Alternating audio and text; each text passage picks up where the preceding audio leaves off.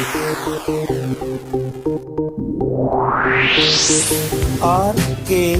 स्वागत है दोस्तों आपका एक बार फिर से हमारे YouTube चैनल RKB कैंफी वीडियोस में। हम जो इस चैप्टर में अध्ययन कर रहे हैं उसमें अलग अलग वैज्ञानिकों के द्वारा प्रस्तुत किए हुए अनेक नियम और मॉडल आपके सामने प्रस्तुत किए जा रहे हैं।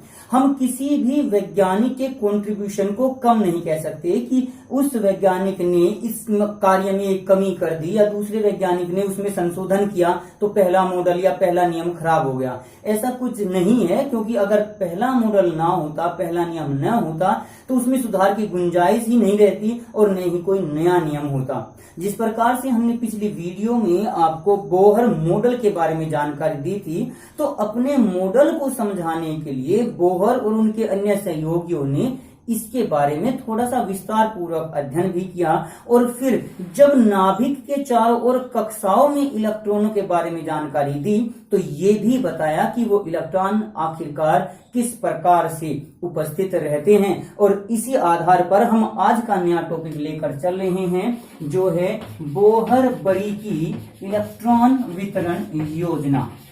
इलेक्ट्रॉन वितरण योजना यानी इलेक्ट्रॉन डिस्ट्रीब्यूशन थ्योरी ऑफ बोहर-बरी। ये मॉडल दिया था उसने 1921 में। वैसे जैसे पिछली वीडियो में आपको बताया था कि 1913 में रदरफोर्ड के मॉडल में संशोधन करके उसने बताया था कि नाभिक के चारों ओर इलेक्ट्रॉन विभिन्न कक्षाओं में उपस्थित रहते हैं। तो इन कक्षाओं में इलेक्ट्रॉन कहाँ, किस प्रकार से, कितनी संख्या में उपस्थित रहेंगे, इसका विस्तार पूर्वक वर्णन बोहर और बरी, ये इन साथी थे और भी अन्य वैज्ञानिक इनके साथ थे, उन्होंने इसके बारे में अपनी इलेक्ट्रॉन वितरण योजना दी, जिसे बोहर का इलेक्ट्रॉन वितरण नियम भी कहा जाता है।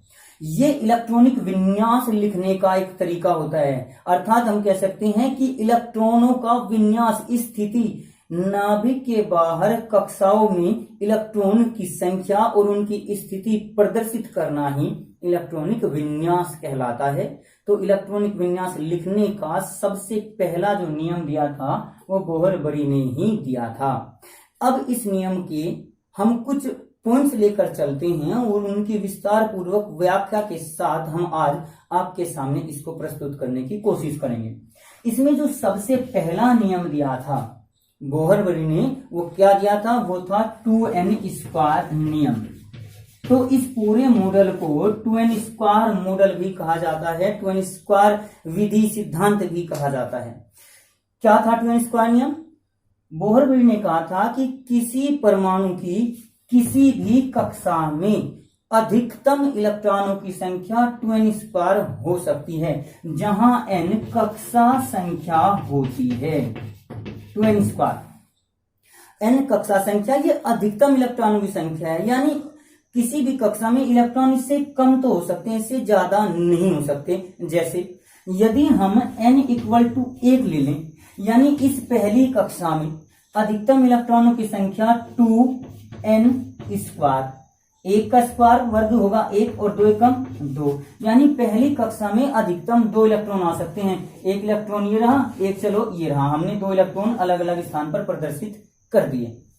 इसके बाद अगर हम n लेकर चलते हैं 2, तो ये हो जाएगा 2 × 2⁴ n की जगह हमने 2 रखा तो 2 का स्क्वायर इंटू ये 2, तो 2 दूनी 4 दूनी 8, यानी दूसरी कक्षा में अधिक से अधिक 8 इलेक्ट्रॉन हो सकते हैं। इससे कम कितने भी आ सकते हैं, 1 आ सकता है, 2, 3, 4, 5, 6, 7 और 8 तक आ सकते हैं, लेकिन 9वां इलेक्ट्रॉन इस दूसरी कक्षा में नहीं आएगा। 1, 2, 3, 4, 5, 6, 7 और 8 इलेक्ट्रॉन आएंगे। अगर 9वां इलेक्ट्रॉन हम इसमें रखते हैं तो वो गलत हो जाएगा। 8 से ज्यादा इलेक्ट्रॉन आ ही नहीं सकते दूसरी कक्षा में। अगर n बराबर हम 3 लें तो ये हो जाएगा 2 × 3², 3 × 9 दूनी 18, तो तीसरी कक्षा में आ सकते हैं अधिकतम 18 इलेक्ट्रॉन। n बराबर 4 के लिए 4 × 16 दूनी 32 आ सकते हैं, और n = आपका 5 लें तो यहाँ पर 50 इलेक्ट्रॉन आ सकते हैं। इसी नियम 281832 की आवश्यकता आपको जब आप आवर्त सारणी का चैप्टर पढ़ोगे वहां भी पड़ेगी, लेकिन फिलहाल हम यहीं पर लेकर चल रहे हैं। 2n² नियम के अनुसार किसी भी कक्षा में अधिकतम इलेक्ट्रॉनों की संख्या इतनी हो सकती है। इससे कम भले ही हो लेकिन इससे ज्यादा नहीं होंगे, ये अधिकतम के लिए है। ये इसका पहला नियम था, पहला बिंदु था। अब इसी प्रकार से हम दूसरा नियम भी ले सकते हैं। दूसरे नियम के अनुसार ये कहा गया है कि किसी परमाणु की सबसे बाहरी कक्षा में 8 से अधिक इलेक्ट्रॉन नहीं हो सकते। दूसरे नियम में क्या कहा कि बाहरी कक्षा में, जैसे किसी परमाणु में ये मान के चलें कि हमारे 36 इलेक्ट्रॉन हैं, तो यहाँ 2 8 10 हो गए और तीसरा 18 28 हो गए, तो ये 18 नहीं होंगे। अगर मान के चलिए 28 इलेक्ट्रॉन हैं तो 2 8 18 नहीं होंगे, बल्कि सबसे बाहरी कक्षा में 8 से ज्यादा इलेक्ट्रॉन नहीं हो सकते। ये दूसरा नियम है। पहले आप एक बार इन नियमों को देख लीजिए, सुन लीजिए, समझ लीजिए। उसके बाद जैसे हम उदाहरण लेकर चलेंगे, इन नियमों को एक एक करके इनकी व्याख्या भी की जाएगी, आपको समझाया भी जाएगा। इसी के साथ साथ ये भी कहा गया कि सबसे बाहरी कक्षा में तो 8 से अधिक और उससे भीतरी में 18 से अधिक नहीं हो सकती। अगर किसी परमाणु में 8 9 कक्षाएं, 7 कक्षाएं, 6 कक्षाएं, तो उनके लिए लागू होता है कि सबसे बाहरी कक्षा में 8 से अधिक और उसकी भीतरी में 18 से अधिक इलेक्ट्रॉन नहीं हो सकते। तीसरा नियम एक आता है कि किसी परमाणु की सभी कक्षाएं, ये जरूरी नहीं है कि इसी नियम के अनुसार भरे, ये जरूरी नहीं है, ये आवश्यक नहीं है कि सभी कक्षाएं 2n² नियम के अनुसार ही भरी। किसी कक्षा में 8 इलेक्ट्रॉन होने पर अगली कक्षा भरनी प्रारंभ हो सकती है। ये तीसरा पॉइंट था। चौथे पॉइंट में फिर ये कहा गया कि सबसे बाहरी कक्षा में तो 2 से अधिक और उससे भीतरी में 8 से अधिक इलेक्ट्रॉन तब तक नहीं हो सकते। सबसे बाहरी में तो 2, सबसे बाहरी में 2, उससे भीतरी में 8 तब तक नहीं हो सकते जब तक बाहर से तीसरी कक्षा, ये वाली बाहर से तीसरी कक्षा अंदर से 2n² नियम के अनुसार पूरी न भरी जा चुकी हो। ये सबसे इंपॉर्टेंट नियम है। फिर से बता रहा हूं कि सबसे बाहरी कक्षा में तो 2 से ज्यादा नहीं हो सकते, उससे भीतरी में 8 से ज्यादा नहीं हो सकते। कब तक? जब तक बाहर से तीसरी कक्षा अंदर से 2n² नियम के अनुसार पूरी न भरी जा चुकी हो, तब तक इन कक्षाओं में इलेक्ट्रॉनों की संख्या नहीं बढ़ सकती। और अगर बढ़ेगी तो पहले इसमें बढ़ेगी। कब तक? जब तक यहाँ 18 नहीं हो जाते। 8 के बजाय 18 नहीं हो सकते, क्योंकि बाहरी कक्षा में 8 इलेक्ट्रॉन आ सकते हैं दूसरे नियम के अनुसार। तो आइए अब हम इन पॉइंट्स को एक बार पढ़ लेते हैं। मैं आपके सामने नोट्स की एक फोटोकॉपी प्रस्तुत कर रहा हूं। यहां पर पहले आप एक बार इनको पढ़ भी लीजिए, नोट कर लीजिए, और उसके बाद हम इसका एग्जाम्पल लेकर चलते हैं।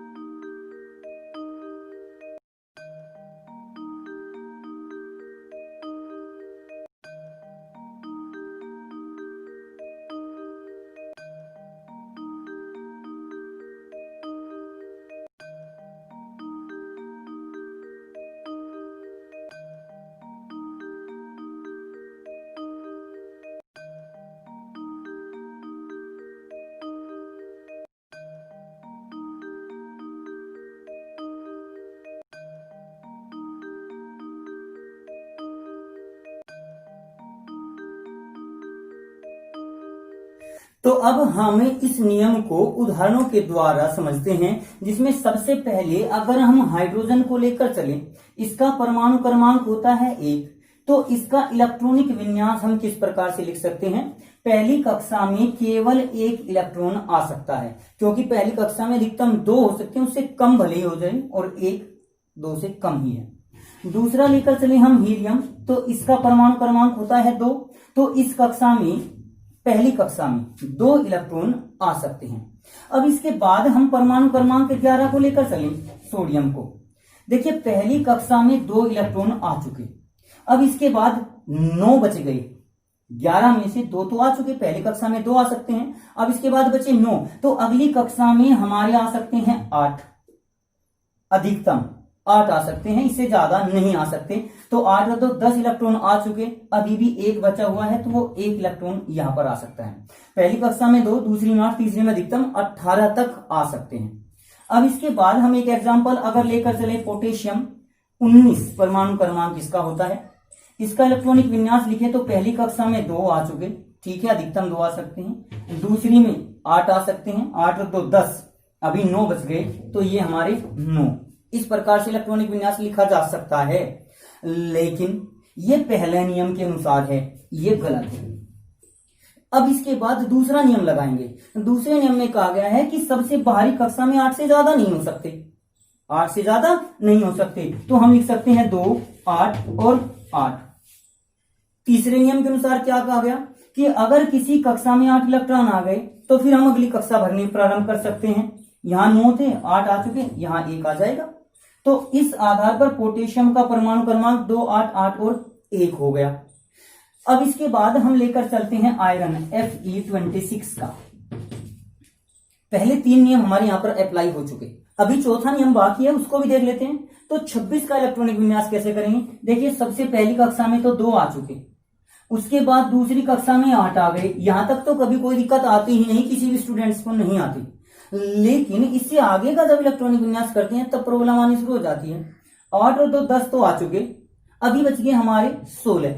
तो तीसरी कक्षा में अधिकतम आ सकते हैं 18, अभी तो हमारे 16 ही हैं। तो क्या ये इलेक्ट्रॉनिक विन्यास सही है? पहले नियम के अनुसार तो सही, लेकिन दूसरा नियम आते ही गलती हो गया, क्योंकि दूसरे में कहा गया है कि बाहरी कक्षा में 8 से ज्यादा इलेक्ट्रॉन नहीं आ सकते। तो इसको लिख सकते हैं 2, 8, 8 और फिर कितने बच गए? फिर 8 बच गए ये। तो इस प्रकार से अगर हम 26 की जगह 36 लिखे तो क्या 8, 8, 8, 8 इसी प्रकार से करते रहेंगे? ऐसा नहीं होगा, तो ये भी गलत है। क्यों? चौथे नियम के अनुसार क्या कहा गया उसको देखिए, उसमें कहा गया है कि पहली में तो 2 है ही, दूसरी में 8। अब उसके बाद ये कहा गया था कि सबसे बाहरी कक्षा में तो 2 से अधिक इलेक्ट्रॉन नहीं आ सकते, उससे भीतरी में 8 से अधिक नहीं आ सकते। कब तक? जब तक बाहर से तीसरी, यानी अंदर से हमारी हो गई दूसरी, 2n² के अनुसार पूरी न हो जाए पूरी, इसमें 2n² के अनुसार दूसरी में कितने आएंगे? 8 आएंगे। 8 इसके अंदर हैं, तो बाकी बचे हुए इलेक्ट्रॉन इस कक्षा में जाएंगे जब तक यहां 18 न हो जाए, क्योंकि दूसरे नियम में यही कहा गया था कि सबसे बाहरी कक्षा में 8 से ज्यादा नहीं हो सकते, उससे भीतरी में 18 से ज्यादा नहीं हो सकते। तो अब यहां पर कैसे इलेक्ट्रॉनिक विन्यास लिखा जाएगा? पहली में 2, फिर 8, फिर आपके आ गए 2, ये वाले 2, और बाकी कितने बचे? 8 और 10 और 2 12 आ चुके हैं, 26 14 बच गए, तो 14 यहां पर आपके आ जाते हैं। तो इस प्रकार से Fe का इलेक्ट्रॉनिक विन्यास हो गया। एक और उदाहरण हम लेकर चल रहे हैं ब्रोमीन का, जो कि आपका 35 का होता है। इसका इलेक्ट्रॉनिक विन्यास अगर करके देखें तो पहली कक्षा में 2, दूसरी में 8, 8 और 2 10, और तीसरी में 18 करके देख लीजिए, 18 2 20 और 28 कितने बच गए? 7। तो वे 7 इस बाहरी कक्षा में उपस्थित हो सकते हैं। तो इस प्रकार से ब्रोमीन 35 का इलेक्ट्रॉनिक विन्यास भी लिखा जा सकता है। अब यहाँ इसके साथ साथ अगर हम नाभिक के चारों ओर इन कक्षाओं में इन इलेक्ट्रॉनों की संख्या को प्रदर्शित करें तो इस प्रदर्शन को कहा जाता है परमाणु आरेख। परमाणु आरेख कहा जाता है। कैसे? देखिए, पहली कक्षा में 2 इलेक्ट्रॉन, पहली कक्षा में 2 इलेक्ट्रॉन, फिर 8, 1 2 3 4 5 6 7 8, दूसरी में हो गए 8, तीसरे में 18, 1 2 3 4 5 6 7 8 9 10 11 12 13 14 15 16 17 और 18, ये 18 आ चुके। बाकी बचे हुए 7, 1 2 3 4 5 6 और 7। अब जो ये संरचना हमने बनाई ये बन गया आरेख, परमाणु आरेख। तो इस प्रकार से आप पहले 30 तत्वों का तो इलेक्ट्रॉनिक विन्यास लिखकर जरूर देखना, आरेख बनाकर जरूर देखना। उम्मीद करते हैं कि आपको हमारा पढ़ाया हुआ ये बोहर ब्रिक इलेक्ट्रॉन वितरण योजना अच्छी प्रकार से समझ आ गई होगी। अगर फिर भी समझ नहीं आ रही तो आप बार बार इस वीडियो को देखें, और अगर कोई बात फिर भी रहती है तो आप कमेंट बॉक्स में इंडिकेट जरूर करें। अब इसके बाद कुछ तत्व ऐसे भी हैं जो इस नियम का पालन नहीं करते, उन तत्वों को कहा जाता है अपवाद। अपवाद यानी जो इस नियम का पालन नहीं करते। पहले 30 तत्वों में आपके दो तत्व, एक तो क्रोमियम और एक कॉपर, ये दो तो पक्के अपवाद हैं ही। इसके बाद आपका जो एजी होता है चांदी, पैलेडियम होता है, टंगस्टन होता है, गोल्ड होता है, कई तत्व हैं जो इसके अपवाद की तरह कार्य करते हैं, एक्सेप्शन की तरह कार्य करते हैं, यानी वे इस नियम के अनुसार उनका इलेक्ट्रॉन वितरण नहीं लिखा जाता। जैसे इन दोनों को देखते हैं, क्रोमियम का इलेक्ट्रॉनिक विन्यास लिखते हैं अगर हम, इसका परमाणु क्रमांक होता है 24। तो पहली कक्षा में 2 इलेक्ट्रॉन आने चाहिए, नियम के अनुसार लिखेंगे पहले, फिर दूसरी में 8 आ गए, 8 और 2 10, फिर 10 के बाद आपके 14 इलेक्ट्रॉन यहां आ जाने चाहिए थे, लेकिन नहीं आते क्योंकि बाहरी कक्षा में 8 से ज्यादा नहीं हो सकते। तो यहां हम बाहरी कक्षा में 2 इलेक्ट्रॉन अगर कर लें, 8 2 10 2 12, 12 और 12 24, ये होना चाहिए था नियम के अनुसार भी, लेकिन इसका इलेक्ट्रॉनिक विन्यास ये नहीं होता, ये होता है 2 8 13 और 1, ये इलेक्ट्रॉनिक विन्यास क्रोमियम का होता है। इसी प्रकार से कॉपर का होना चाहिए था 2 8 17 और 2, लेकिन ये नहीं होता, इसका इलेक्ट्रॉनिक विन्यास होता है 2 8 18 और 1, ये होता है। अब ऐसा क्यों होता है? बोहरबरी अपने समय में इसकी जानकारी नहीं दे पाए थे क्योंकि ये ही कमी थी। इसके बाद इन्होंने फिर कुछ नियम प्रस्तुत किया था, इस नियम के द्वारा इसकी व्याख्या नहीं कर पाए थे, तो हम भी यहां पर इसकी व्याख्या नहीं करते। जब वो दूसरा नियम पढ़ाया जाएगा तभी आपको हम इस कारण को याद दिलाएंगे कि ऐसा क्यों होता है। तो पहले 30 तत्वों में आप लोग इलेक्ट्रॉनिक विन्यास लिखकर देखें, और इसके साथ साथ अगर हो सके तो आगे भी देखें, क्योंकि हमने आपको एक वीडियो जो कि परमाणु संरचना भाग 8A के नाम से अपलोड की हुई है, उसमें हमने केवल तत्वों के प्रतीक, परमाणु क्रमांक, परमाणु भारों की ही जानकारी दी है। अब इन सभी तत्वों के परमाणु आरेख भी बनाकर देखें, और अगर अभी तक आपने वे प्रतीक, परमाणु क्रमांक आदि याद नहीं किए तो आप 8A वीडियो को देखें और उनको अपनी कॉपी में नोट करें, और फिर आप इस वीडियो को देखकर इसके अनुसार इलेक्ट्रॉनिक विन्यास जरूर लिखें। तो उम्मीद करते हैं कि आप इस वीडियो से बहुत कुछ सीख पाए होंगे। अगर नहीं सीख पाए तो आप कमेंट बॉक्स में हमें डायरेक्ट इंडिकेट करें, अपना व्हाट्सएप नंबर लिखें, जो समस्या आपके सामने क्रिएट हुई है उसको लिखो, हम आपको व्हाट्सएप पर, आपके व्हाट्सएप पर उसका समाधान करके भेजने की पूरी कोशिश करेंगे। तो आज की वीडियो के लिए दोस्तों आपका धन्यवाद। आज की वीडियो में बस इतना ही। अगली वीडियो प्राप्त करने के लिए हमारे चैनल को सब्सक्राइब करें, वीडियो को लाइक करें, और अगर वीडियो अच्छी लगे तो कमेंट्स करें और दोस्तों को भी शेयर करें।